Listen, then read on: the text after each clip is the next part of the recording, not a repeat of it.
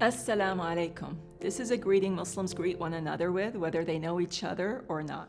If I see another Muslim in the store, I greet them with Assalamu alaikum.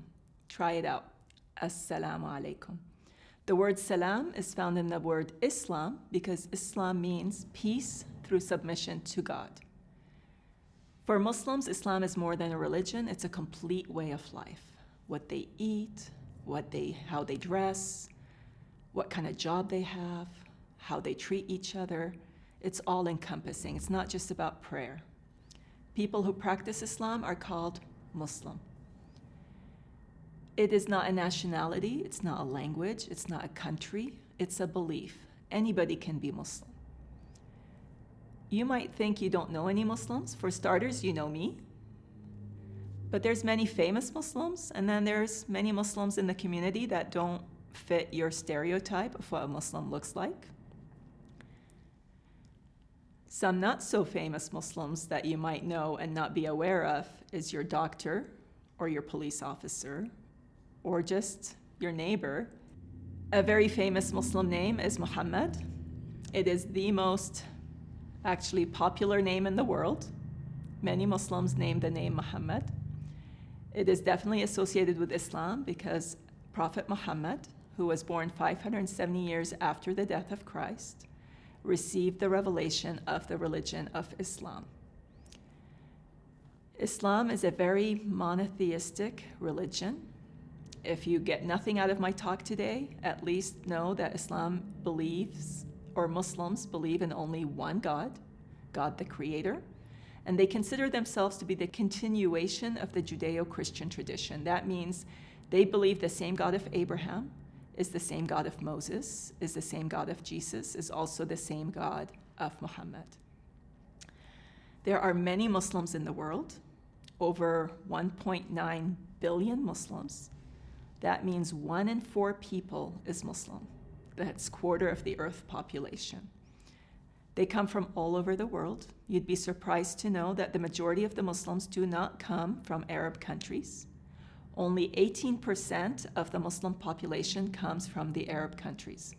The majority of Muslims come from countries like India, Pakistan.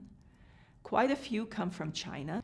In America, we used to say we're the melting pot, and I'm so glad they've changed that acronym and call us now a tossed salad so that we can be ourselves of different nationalities and different neat things that we can bring to the table. So Muslims are also a tossed salad. In Islam, we have the way people practice out of religion and things they do out of culture. And this comes up a little bit, especially in movies, when you see how women dress. Some women are shown with their whole face covered or wearing what we call a niqab or a burqa, but these are cultural. These are not part of the religious teaching. In Islam, women are required to cover their whole body except face, hands, and feet. And the only requirement is that it's loose-fitting and not see-through. There's nothing specified on what color it is or if it has to be a dress or a skirt or pants. It just needs to be loose-fitting. Now, not every woman who's Muslim wears a scarf. I would say about 50%, only half the women in the world who are old enough to wear a scarf wear a scarf. And I say old enough because little kids don't have to wear a scarf. They're supposed to start at the age of puberty, but I started way after the age of puberty. I started my senior year of high school, and my mother started when she was well in her 40s, so definitely way after puberty. And it's a choice. Nobody's forcing anybody to wear a scarf, and definitely not in America. But my daughters did choose to wear a scarf when they were in elementary school, and we did not stop them. You're probably wondering, well, then how do we go swimming?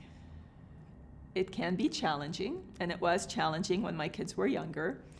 But now we have so many options. You can easily Google Islamic bathing suits and buy one. My favorite one comes from Australia, and it's called a Burkini. I think it's a very cute name, well marketed. Some people wonder, well, how do you get a haircut?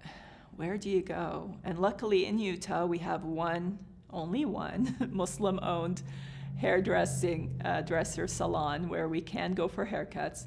But I found if I go to my local salon and ask to go either before hours or after hours, I can get a private haircut. So it hasn't been too bad of a challenge.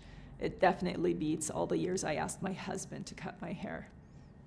But that's another good benefit of wearing a scarf. If you get a bad haircut, nobody sees it. You just wear the scarf and it saves you the embarrassment. All right, let's go over the basic beliefs in Islam. There are 7 tenets of faith. The first is the belief in one God. You probably heard the word Allah. Allah is just the Arabic word for God. In Islam, we do not have a picture or a statue or any representation of what God looks like, but we do have what we call the 99 attributes of God. They're descriptions, they're adjectives. And if I was to ask you, can you think of ways to describe God, you would probably hit many of them right on the head.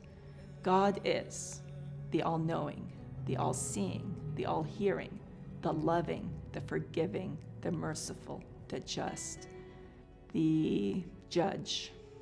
And you might not get all the rest. He's the first, the last, the eternal.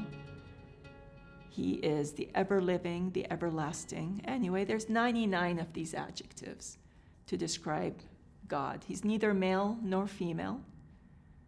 And hopefully one day, Muslims hope to meet him, and I say him, but to meet God in heaven. Muslims also believe in angels.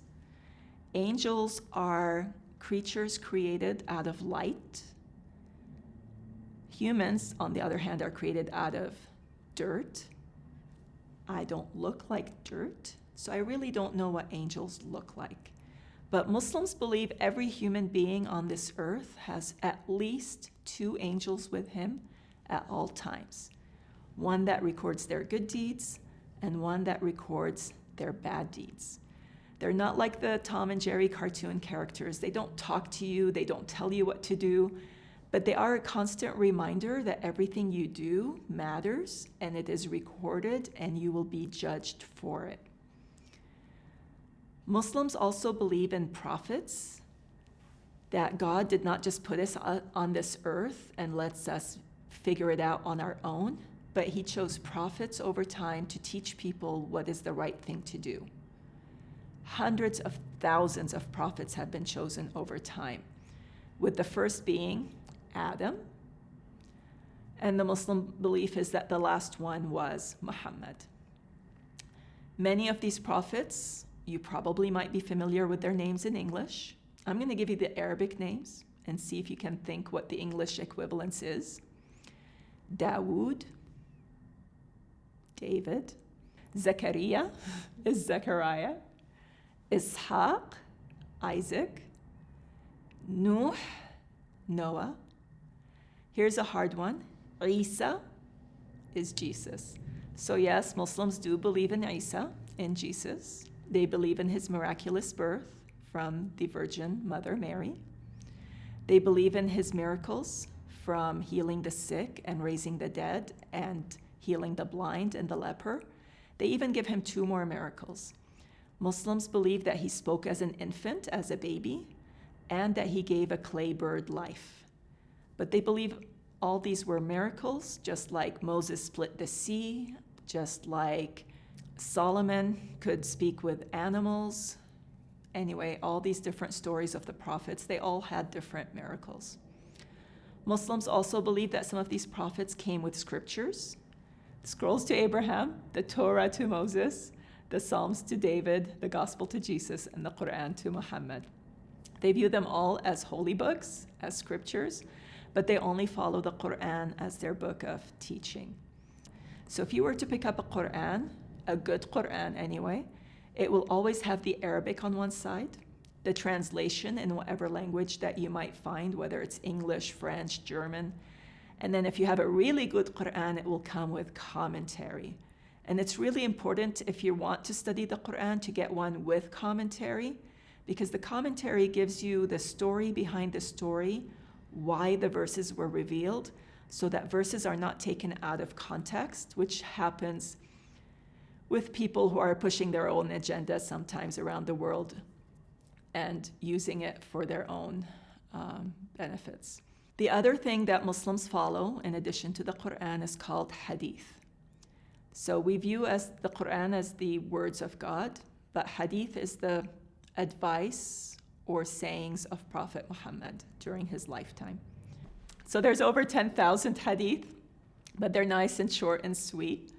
Things like, he who eats his fill while his neighbor goes without food is not a believer. My sister's favorite one is, the world is green and beautiful, and God has appointed you his stewards towards it. The next article of faith is the Day of Judgment. Muslims believe that everybody will be held accountable for their actions. Small, big actions, good, bad actions, they all matter. God has assigned your angels to write everything down. And yes, God is forgiving, God is merciful. You can ask God to forgive you, but God is fair. So if you've harmed another human being, it doesn't just disappear and go away. The last belief is a hard one to cover, but it's called in Arabic qada wa qadar. For a lack of a better word, some people call it destiny. I don't know what's the best translation. Some people say divine plan. Some people use kismet. I don't know. There's so many words out there. But the bottom line, God exists outside of time. And he can see the future and he can see the past all at the same time. He can see your great-great-grandfather and your great-great-grandchild all at the same time, and he knows what's going to happen. But we also have free will. And sometimes things God lets happen that are beyond our control. Whether we want it to happen or not, God has, so to speak, has written it in your future. I think it's God's way to let us accept things that are out of our control and to accept that it's his will, so to speak. Doesn't mean do stupid things and then blame God for it. But when things really are out of your control, whether you get cancer, or there's a flood in your house, or your house burnt down, or a loved one died, to realize it's a test or a trial from God, and what matters is how you react to the event. So that's what qada wa qadar is all about.